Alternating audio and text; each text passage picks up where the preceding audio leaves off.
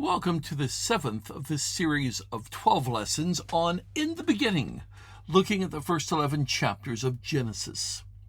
We are almost halfway through this first section of Genesis. In the first 5 chapters, we talked about creation and the early years of life on the earth. Chapters 1 and 2 dealt with the creation of the world. There aren't two different accounts of the creation, but what we have is an overview in chapter 1, followed by a detailed look at a certain aspect of the creation in chapter 2. Chapter 1 gave a day-by-day overview of what happened and what was created on each day, and chapter 2 gave a more detailed account of the creation of the first 2 people, one male and one female.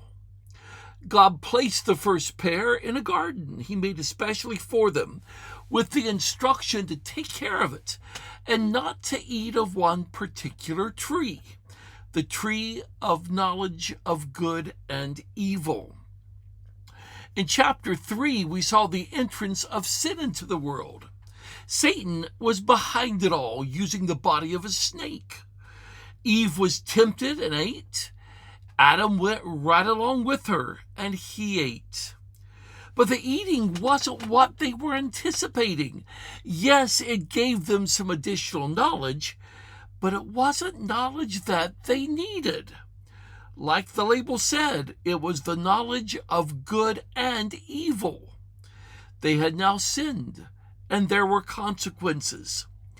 Death and decay now entered the perfect creation, as well as consequences for all involved.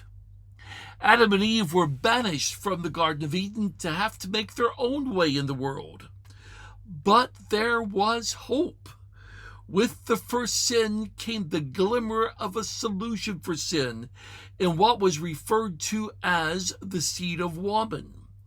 And Paul in the New Testament tells us that this seed was the Messiah.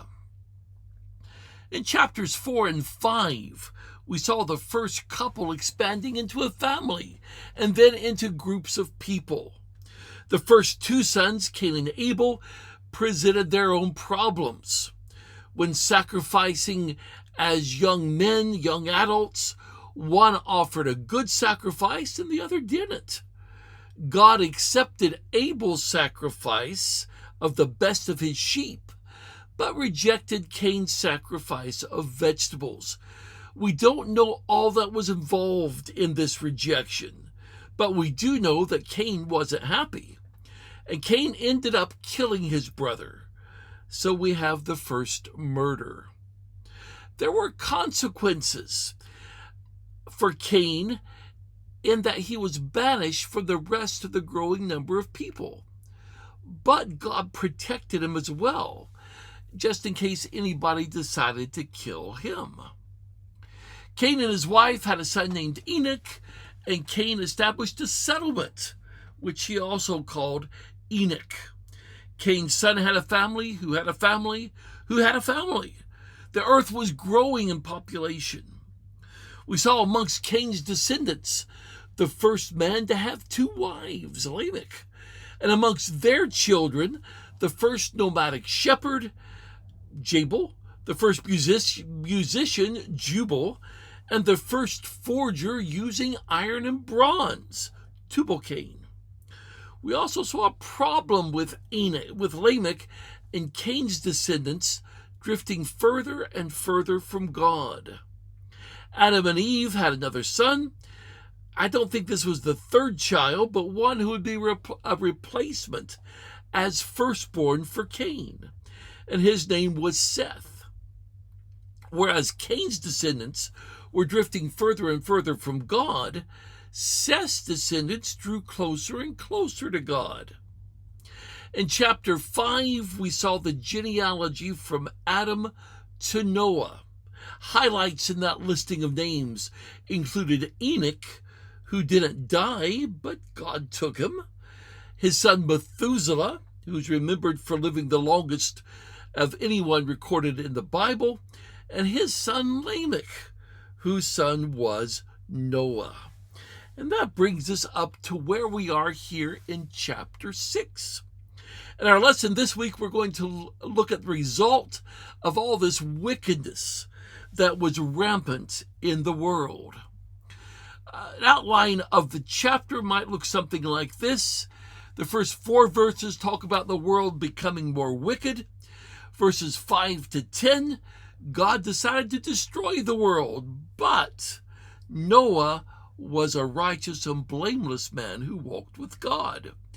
And then verses 11 to 22, God instructed Noah to build a big boat. The word that was translated in our versions is to build an ark. So anyway, let's get into the text. As we look at the text of chapter 6, just in these first few verses, there are several phrases that need to be examined. The first is the sons of God and the daughters of men. So, question is, who is the sons of God? Who are the daughters of men? Now, many suggest that the sons of God were angels who intermarried with humans. Now, that doesn't make much sense to me. It also contradicts what Jesus himself said. Remember back in Matthew 22, verse 30, Jesus said that angels neither marry nor are given in marriage. So that doesn't seem to fit the sons of God here. I think a better explanation seems to be on the 2 family lines that were emphasized in chapters 4 and 5. The sons of God would be the descendants of Seth. They're the righteous people of God. The daughters of men would seem to be referring to the descendants of Cain. Edwin Jones wrote this. He said, "These verses have led to much speculation. The overriding factor in their proper interpretation is context. The thought that's being developed in this section of Scripture is the contrast between loyalty to God and loyalty to Satan. The contextual understanding, therefore, depends on seeing the big picture that is here being further developed. The problem is that the separation of godly and ungodly lines has broken down, and the world has therefore lost almost all semblance of righteousness.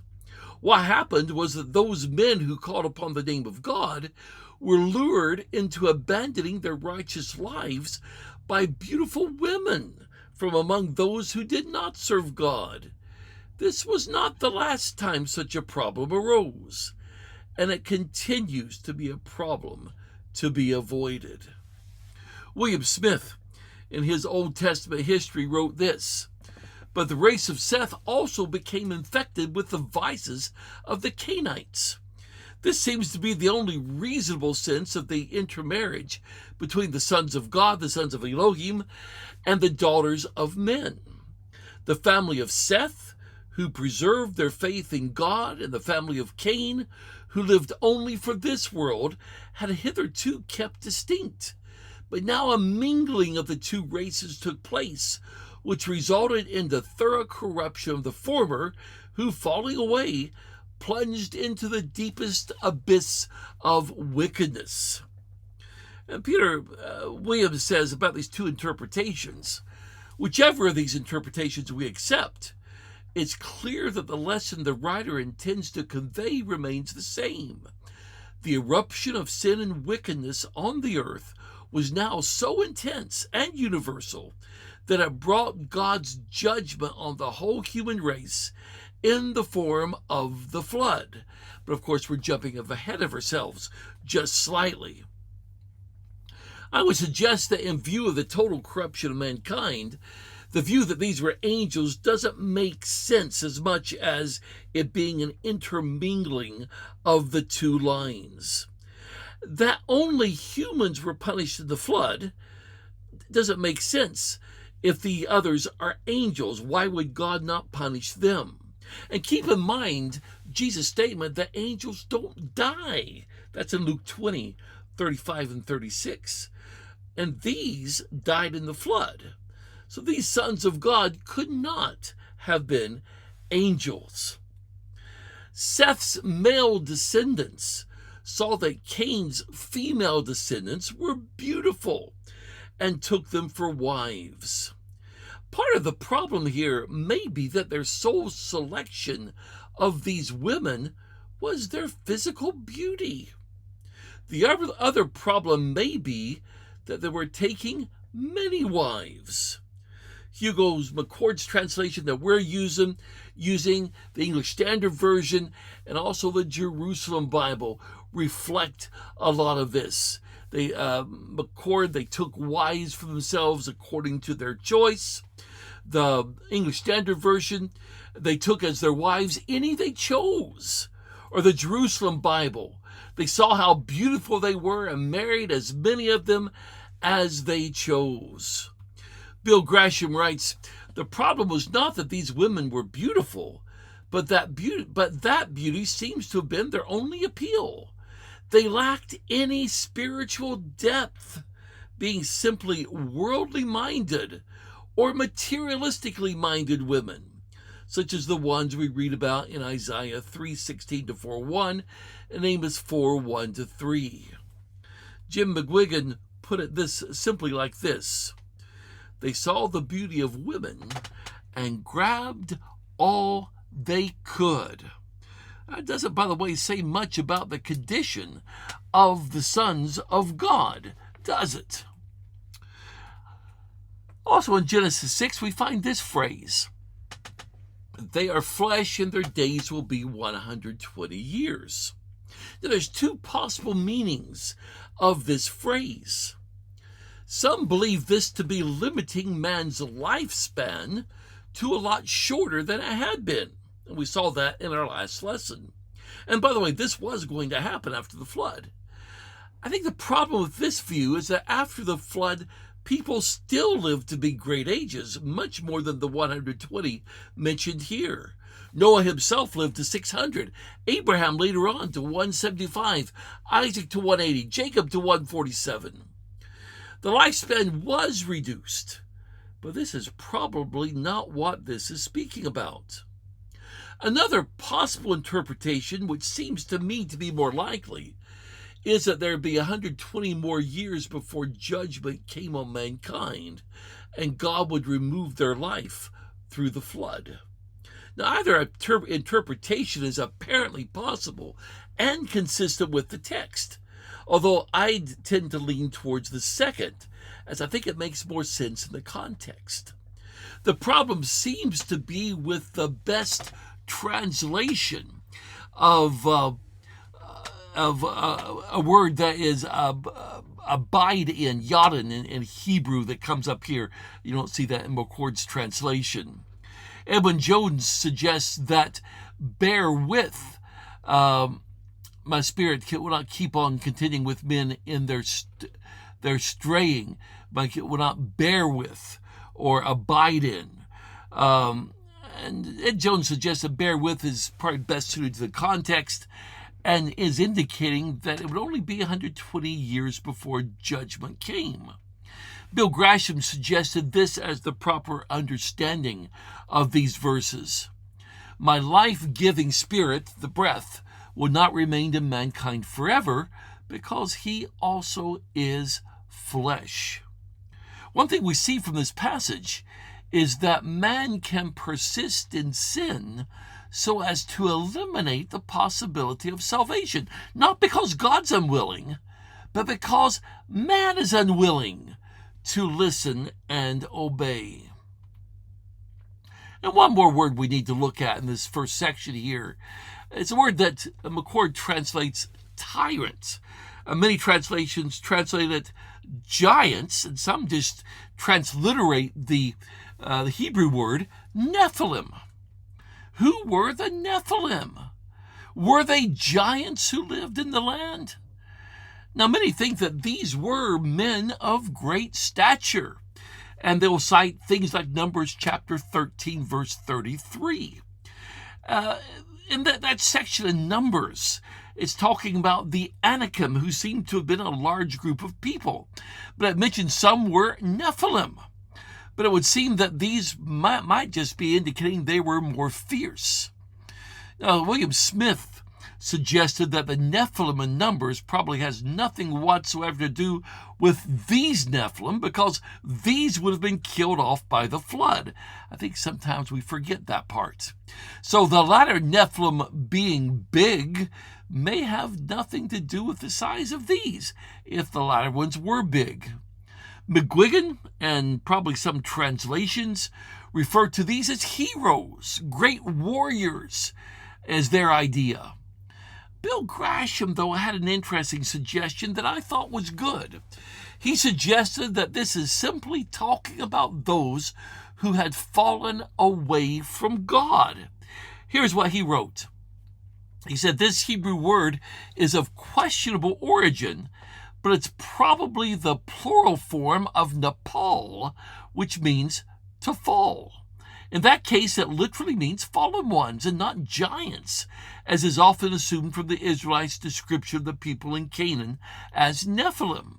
While the Nephilim may not have been giants, they had a gigantic problem with sin. So that's setting some of the context there. Those are some of the things that people grasp hold of and go all sorts of directions with. I think it's a lot simpler than what sometimes we want it to be. But people are wicked, and that's the point. And the next verse opens that God saw that mankind, that people as a whole, were turning out wicked. All they were concerned with was sin. We have all there. Some translations have every, only, and continually. Somebody wrote, I don't know who it was, a more emphatic statement of the wickedness of the human heart is hardly conceivable. All their thinking was toward evil every day. That's all they thought about. The word translated, McCord translates it thinking, it's often translated intention or imagination, carries with it not only the idea of thinking about evil, but making plans to do evil. They were plotting and scheming. Their every thought and action was evil. That's what consumed them. That's all they thought about.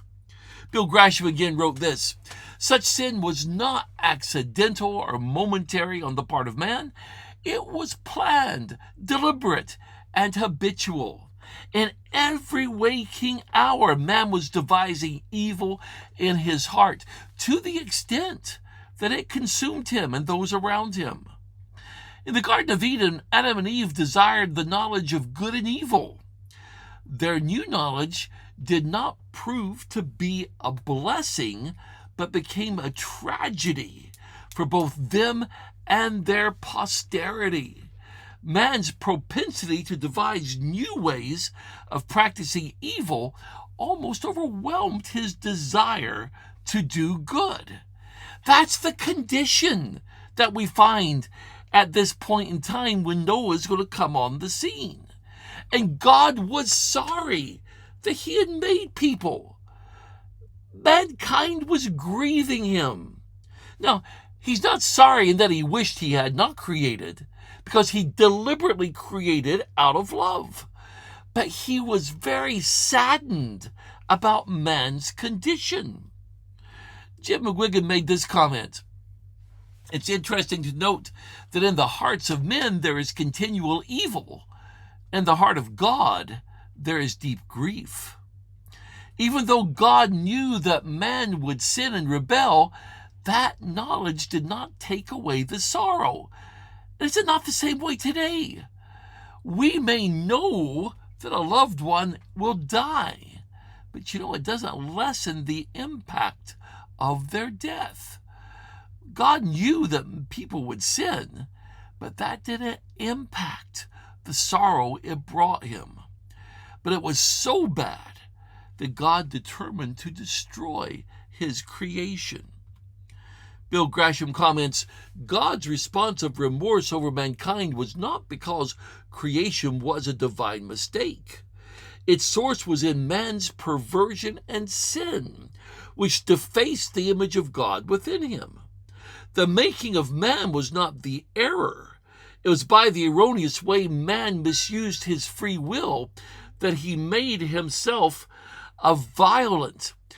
into a violent savage. This is what caused unspeakable pain and grief in the heart of God. But, or as McCord puts it, however, Noah was different.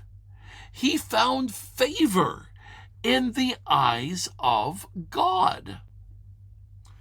And we have a colophon in verse 9 as well.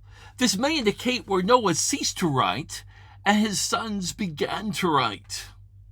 We also have that word but, McCord, however. That's an important word in biblical texts. The people were wicked, but Noah was different. God saw in Noah a quality of character that more resembled the descendants of Seth before they began to marry the descendants of Cain. He found favor in God's eyes. Another word for favor, by the way, is grace. He was given God's grace. He was a righteous man. And this word is used in the prophets to speak of someone who treats people justly. A righteous person is one who has a proper regard for God and people. And this can be seen in what he does. And Noah also walked with God, as had Enoch. Bill Grasham says, taken together, these descriptive phrases indicate that Noah was a man of high moral uprightness and integrity. He was faithful to God and upright in his dealings with fellow man. He walked with God by reflecting the kind of attitude and lifestyle that would bring glory to his Creator, in contrast to the wickedness that spread across the earth. There's only two men mentioned in the Bible who are said to have walked with God, of course, apart from Adam and Eve. Enoch and Noah. Ezekiel twice mentions Noah in his writing, along with Daniel and Job, as the three most righteous men. Young's literal translation renders this walking with God as, with God has Noah walked habitually. This was his life. And this little section ends in verse 10 by mentioning that Noah had three sons, Shem, Ham, and Japheth. And by the way, Ham's the youngest. We're going to see that in 9:24. Japheth is the oldest. All mankind was corrupt, except, of course, for Noah and his family.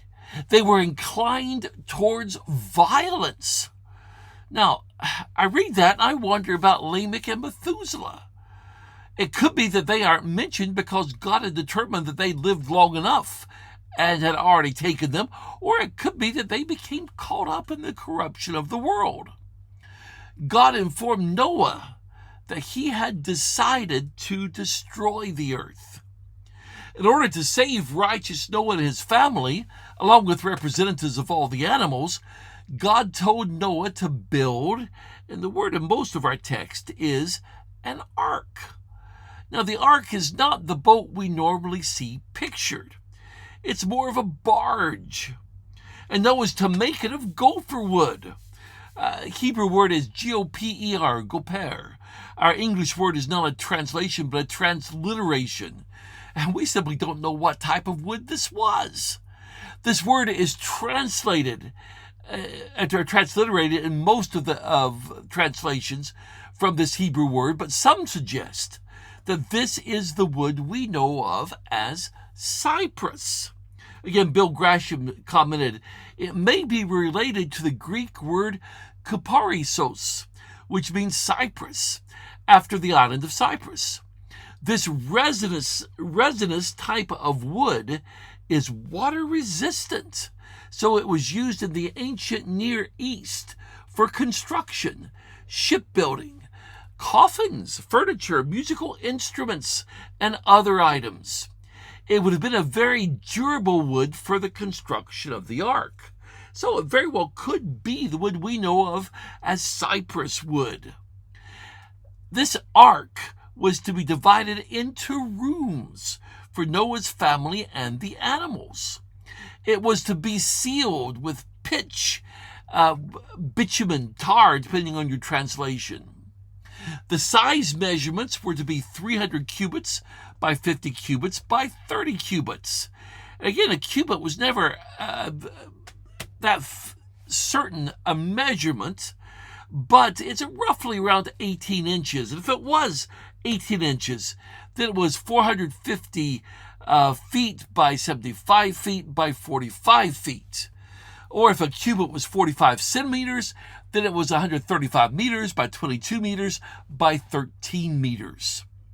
Boat builders inform us, by the way, that this is the ideal proportions for a stable ship.